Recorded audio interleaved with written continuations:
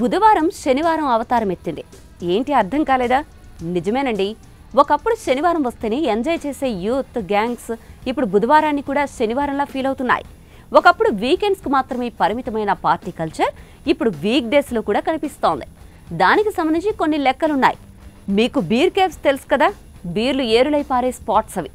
ఇండియాలో అక్కడ శనివారం ఆదివారం ఎంత బిజినెస్ జరుగుతుందో బుధవారం కూడా అదే స్థాయిలో వ్యాపారం జరుగుతోంది. ఈ 3 రోజుల్లోనే 48% రెవెన్యూ బీర్ కేవ్స్కి వచ్చి చేరుతోంది. సాధారణంగా శని ఆది అంటే చాలా మందికి సెలవు కదా. ముఖ్యంగా కార్పొరేట్ ఉద్యోగాలు చేస్తున్న వారు ఈ 2 రోజుల్లో తాగి ఊగడం అందరికీ తెలిసిందే. కానీ విడ్డూరంగా బుధవారం కూడా అదే స్థాయి ఫన్ బీర్ కేవ్స్లో కనిపిస్తూ ఉండడం షాకింగ్ అనే చెప్పాలి. మరోవైపు 5 ఏళ్ల క్రితం చూస్తే భారతీయులు నెలకి 3 సార్లు మాత్రమే బయట తినేవారు.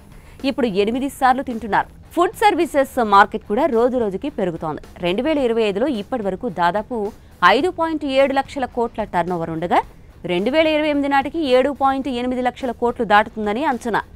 అంతేకాకుండా జపాన్ని కూడా దాటి ఇండియా 3వ అతిపెద్ద మార్కెట్గా మారబోతోంది. ఇటు రెస్టారెంట్లు ఇప్పుడు వీక్ డేస్లోనే కొత్త ఆఫర్లు, డే అంతా హ్యాపీ అవర్స్ లాంటివి పెడుతూ ఉన్నాయి.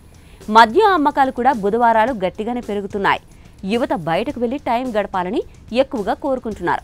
అందుకే వాళ్ళు కార్లు కొనకపోయినా ఉబర్, ఓలా రైడ్స్ బుక్ చేసుకుని మరీ బయటకు వెళ్లడానికి ఇష్టపడుతున్నారు. ఇలా వీక్ డేస్ వీకెండ్స్ మధ్య గ్యాప్ తగ్గిపోతోంది.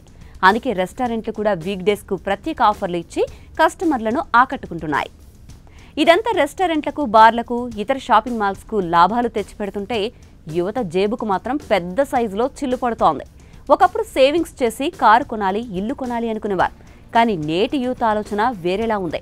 షాపింగ్ చేయడం, లగ్జరీ వస్తువులు కలెక్ట్ చేయడం, బయటకు వెళ్లి తినడం, తాగడం, ఫ్రెండ్స్తో టైం గడపడం అనే వాటికి ప్రాధాన్యం ఇస్తున్నారు.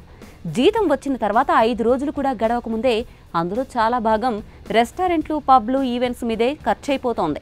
ఒకప్పుడు వీకెండ్కే పరిమితమైన ఆ ఖర్చు ఇప్పుడు ఇతర రోజుల్లో కూడా వృధాగా వెళ్తోంది. నిజానికి ఈ మార్పు మంచిది కాదు అంటున్నారు ఆర్థిక నిపుణులు.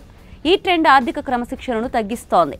భవిష్యత్తు కోసం పెట్టుబడులు పెట్టాలి, సేవింగ్స్ చేయాలి అనే సెన్స్ లేకుండా కేవలం సరదాకి మాత్రమే డబ్బులు ఖర్చు చేయడం ఎంతవరకు కరెక్ట్ అని ప్రశ్నిస్తున్నారు. ఇటు రెస్టారెంట్లు, మద్యం కంపెనీలు మాత్రం బాగా లాభపడుతున్నాయి. ఫ్రెండ్స్తో జాలీగా ఉండడానికి నెలకు 8 సార్లు డబ్బు ఖర్చు చేయడం మాటలు కాదు. ఆనందాన్ని కేవలం పార్టీల రూపాల్లో చూసుకుంటే మొదటికే మోసం వస్తుంది.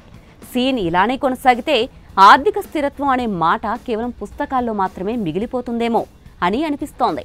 ఇక ఈ కొత్త ట్రెండ్పై మీరేమంటున్నారు? మీ అభిప్రాయాన్ని కామెంట్ చేయండి.